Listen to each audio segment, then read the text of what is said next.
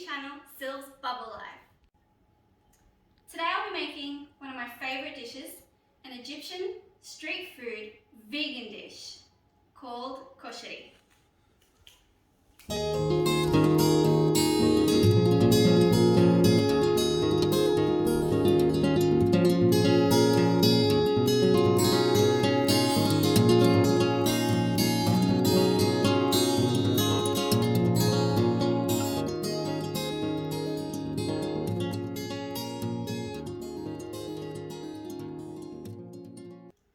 So, today's dish, koshari, is prepared by Egyptians in many different ways. But my take will be based on my mother's recipe, which I've jotted down in my fantastic little recipe book. Shout out Kiki K.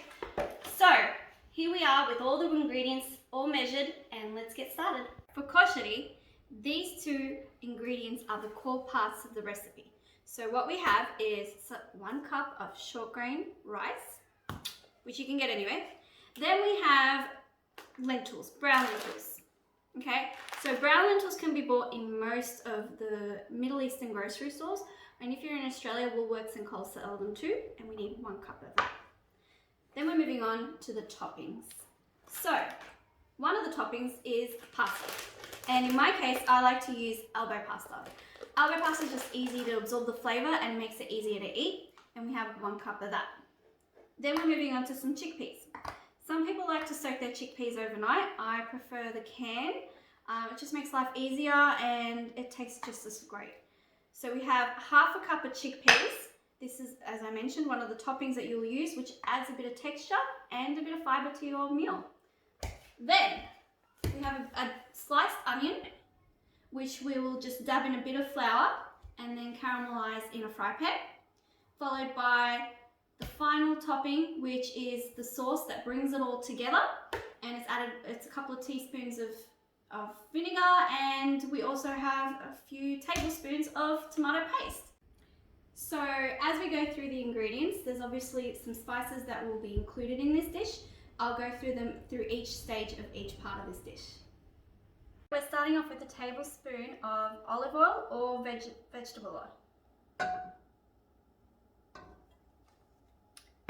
And I've already chopped up one brown onion, and I'm going to just tip that in and saute the onion.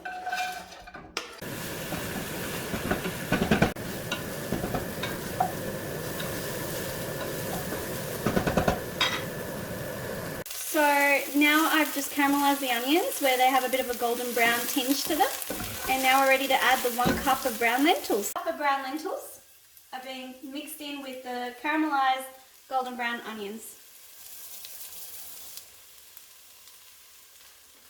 Now I'm adding 1 cup of water.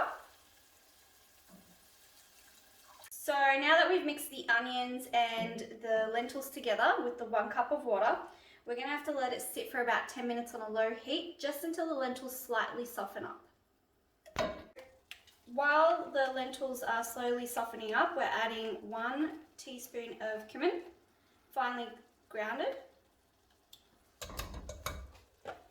And I haven't mentioned this, but I tend to like Vegeta. Some people add salt, it's up to you, but it's 1 teaspoon of Vegeta. Followed by 1 teaspoon of finely chopped coriander. You can also add black pepper, it's up to you, it's a preference thing, but I like it this way. Pretty simple. Just mix it up and let it sit, like I said, 10 minutes on a low heat. And now we're adding 1 cup of rice. Let's go. Mix that in well. And as you can see, the lentils are soft, but not soft enough to fall apart. Okay, and now I'm going to put 1 cup of water.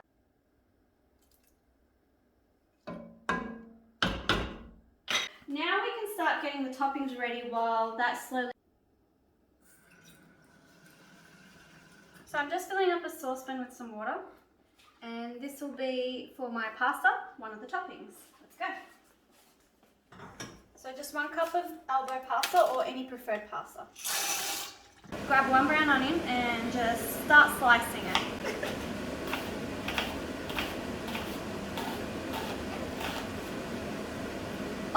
fingers intact. Okay, so I'm just going to separate them because I'm going to dab them in a bit of flour.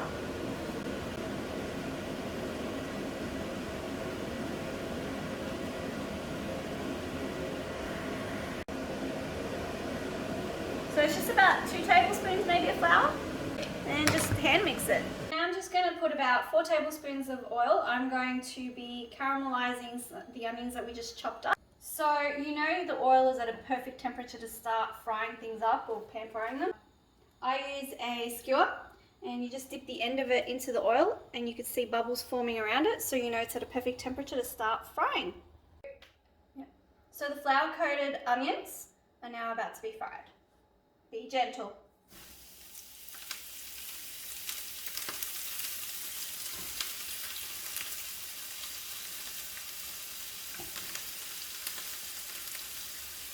Added a bit more water. I feel like it needed a little bit more. I like my koshari a little bit softer, but it's a preference thing. Now back to the onions. So now they've been caramelized, a bit of a dark brown. And I'm just going to put them in a bowl with a paper towel just to absorb some of that oil.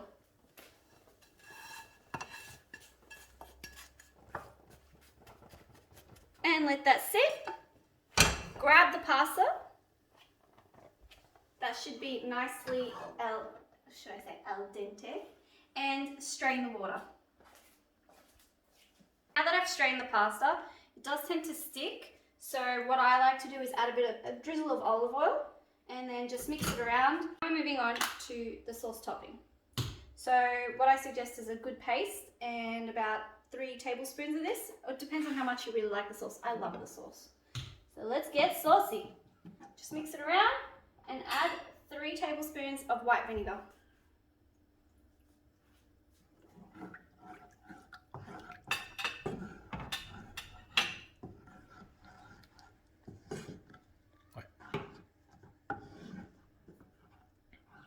So now it's a bit of a smooth consistency, and I have some crushed garlic. It's fantastic, or you can crush your own, but you would need about 3 garlic cloves, finely diced and chopped up, and just mix it.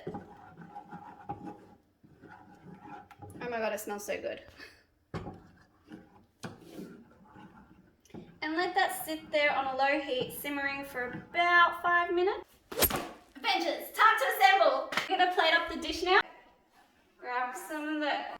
I've made a serving for 4, so obviously the portions of the recipe would change based on how many people you want to feed. I'm a family of 2, but I'm feeding 4.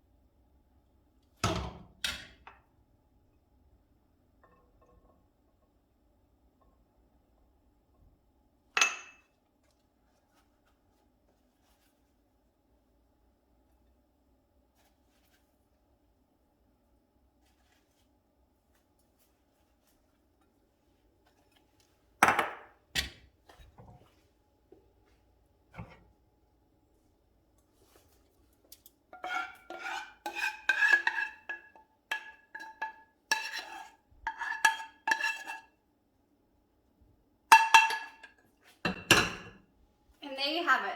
Traditional, authentic Egyptian koshari. Bye! Stay bubbly! Please remember to subscribe. And if you want to keep up to date with more videos that I post up each week, click the little bell button. Remember to like, share or comment. Thanks!